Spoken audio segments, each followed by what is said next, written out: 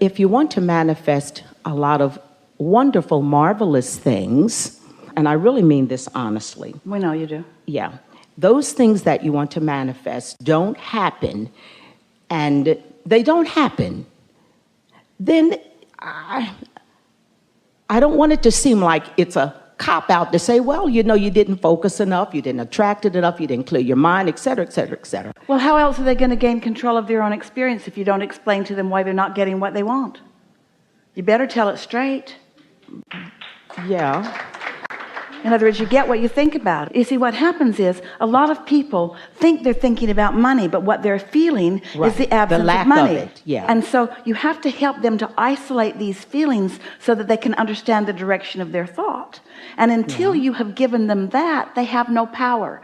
And that's what makes them make up stuff. That's what makes them call it karma, or God doesn't like me, or I'm being punished, or I'm not lucky. It's what makes them make up things that aren't true and that make them feel more powerless. Because you have said if you focus properly, if you chill out, don't try to make it happen, it has to take place. It has to happen.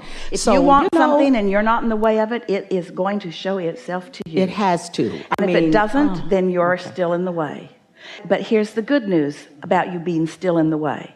There's still something more for you to sort out. There's nothing wrong with resistance. That's how you figure out more clearly what you want. That's how you put more detail in it. So do you marry the first person that you dance with? Usually not. Usually you have more experiences with more people. This one can't dance, you want one who can dance. This one can't sing, you want one that can sing. This one's got bad breath, you want one that brushes his teeth. We're not kidding. Your preferences are born from your life experience, and you get to choose, and life experience is what helps you to choose. Thank you. You're doing extremely well. Thank you.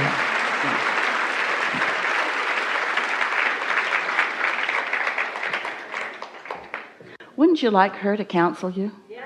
Doesn't she feel good? I'm a pastor. We know.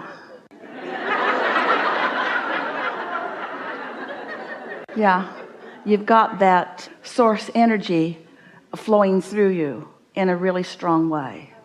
And when you really open up that door, you're going to have so much fun. So much fun. Right here. That door's open a lot. It's only closed when you bring some bogus belief forward that you're afraid not to say because you think other people believe it. It's hard to speak against what a lot of people believe. So just get clever. Find ways to speak about what you know they are resonant with. And once you find ways to help them feel the resonance that is so radiant within you, then they'll find the rest of it too. Yeah. Hello. Yeah. Thank you. My question has to do with manifesting, but manifesting when someone else is involved. We're going to slow you down just slightly, and then we're going to go with this. This is really fun. So let's just acknowledge for a moment that every moment is a manifestation, because in every moment there's physical stuff to experience.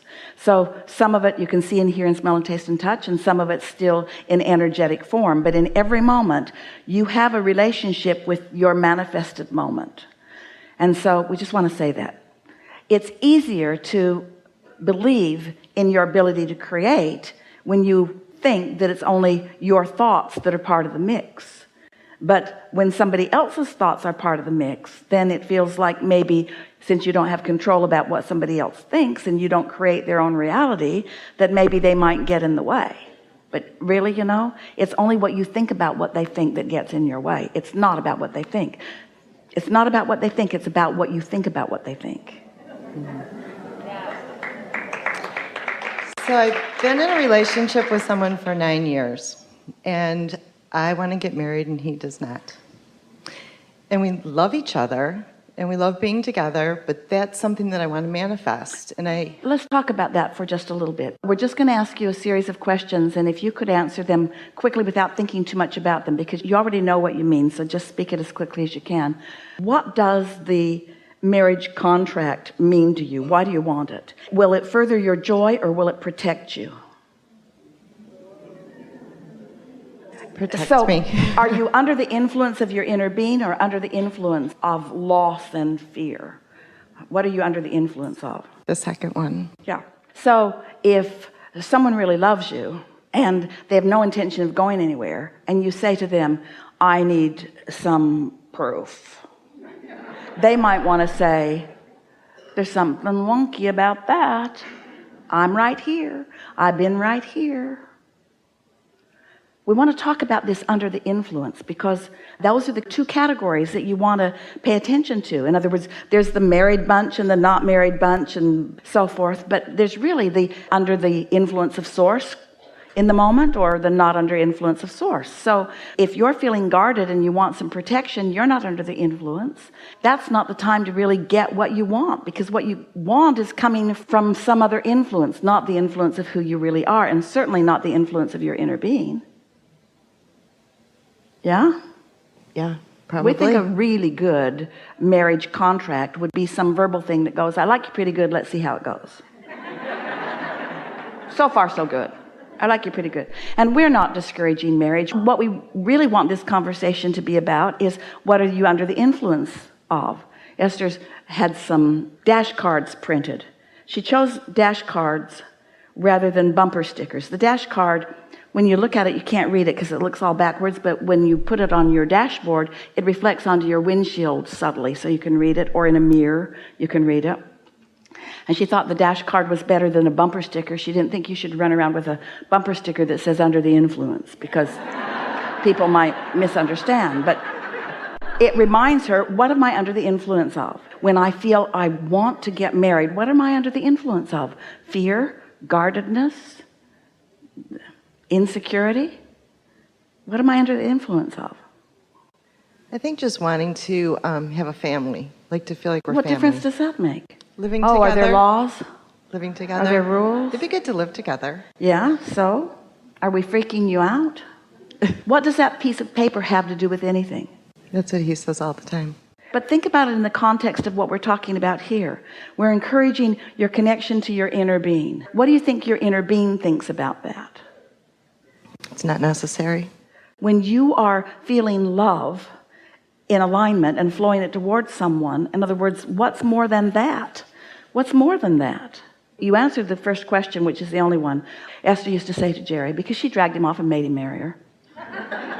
And she would say to him, I made 50 copies and I've buried them in every state. She used to just tease him, so I'm secure. And he'd say, can you remember where you buried them all? And she says, yeah, here's a map right here, right here. But she was always just playing with him. You know, do it or don't do it, but don't let it be the reason that you are out of sync with who you are or out of sync with your lover. Something more? No. Yeah. Thank you. Yeah. We've enjoyed this interaction immensely, more than words can convey to you, but maybe you felt it as it happened. Maybe you could feel the enthusiasm of your inner being as new insights sort of took hold in your own mind. One thing is certain, we know this for sure,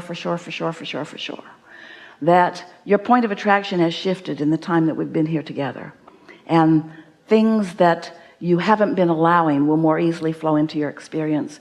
And this is the most important part. You are going to make the correlation between the vibrational shift that took place because we had this conversation together and what you are now allowing into your experience. More of those big things are going to be flowing in. More and more and more and more and more of them. We want to call your attention toward the cooperative components of the universe, toward the cooperative components of your desires.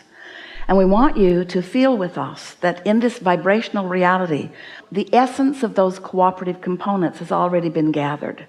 And so the thought paths have already been carved. So much more has already happened about the things that you want than you have any conscious realization of, because you've been waiting to see it before you believe it rather than believing it before you see it.